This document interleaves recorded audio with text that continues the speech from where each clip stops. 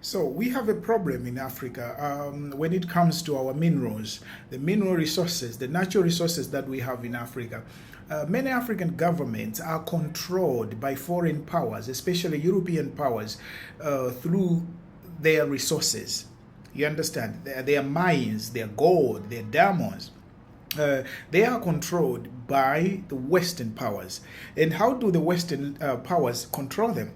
They dictate what these countries should do with their minerals, who they should sell their minerals to, and most importantly, at what price. You understand? So, once a government or a leader, a political leader, decides to go against these powers that are controlling them, then these powers will, in the end, find another person in that country, sponsor him, finance him to go against the sitting government. So you have opposition parties that are sponsored by foreign powers. Okay?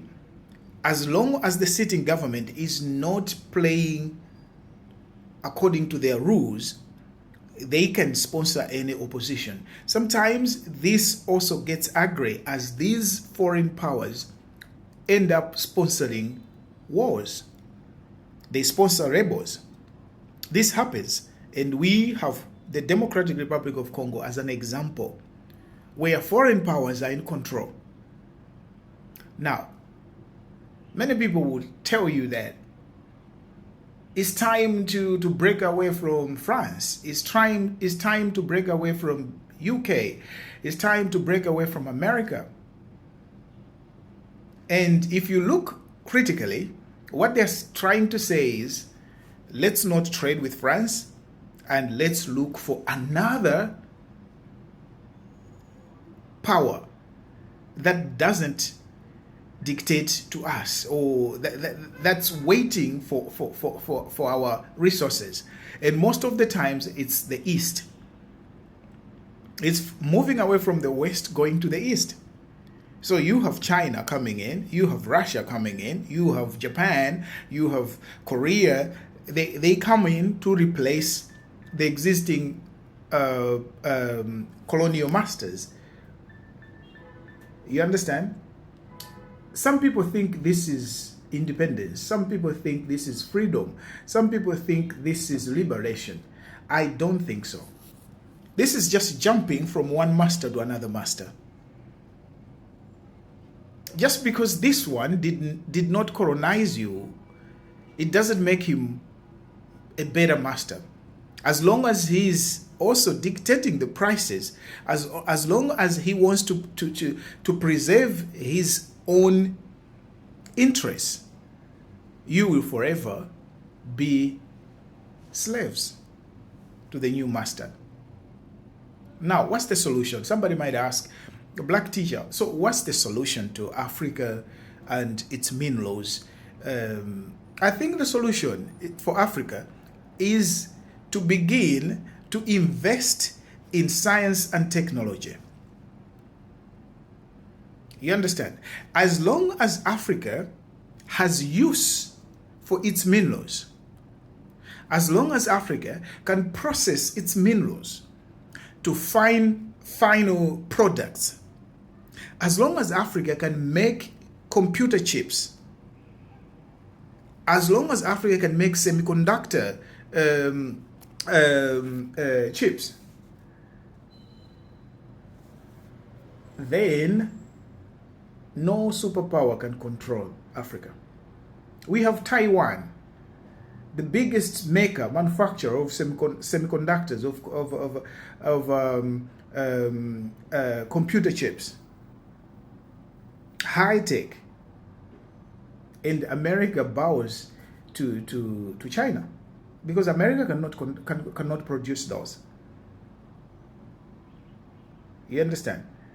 Because Taiwan is producing these in masses, and these chips are needed in all the high tech equipment, all the innovations, the electric vehicles, the planes, the the fighter jets, the magnetic weapons. They're all looking for these final products.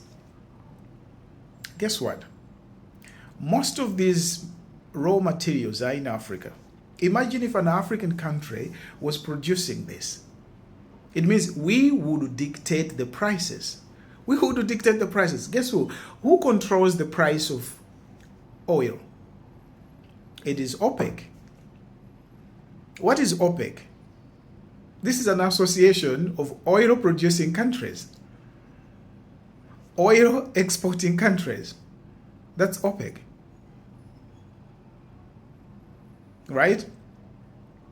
So if Africa was producing mining these minerals and then developing them in Africa and then making the final products in Africa, then Africa would dictate the market, would dictate the prices, would set the prices.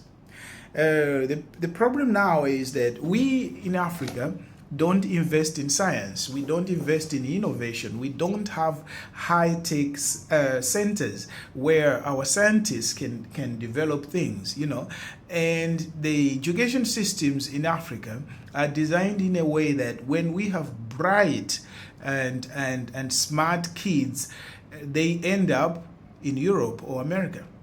They are taken out of Africa. And they develop the same high-tech equipments that the West are using to control us. Developed by black Africans who are now Europeans, who are now in America, who are now working for the controllers.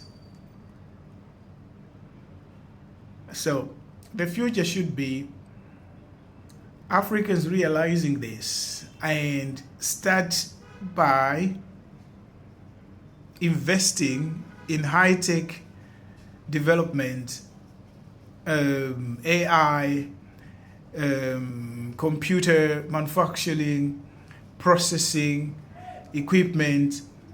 Countries like Ethiopia, they have the people, the energy sources.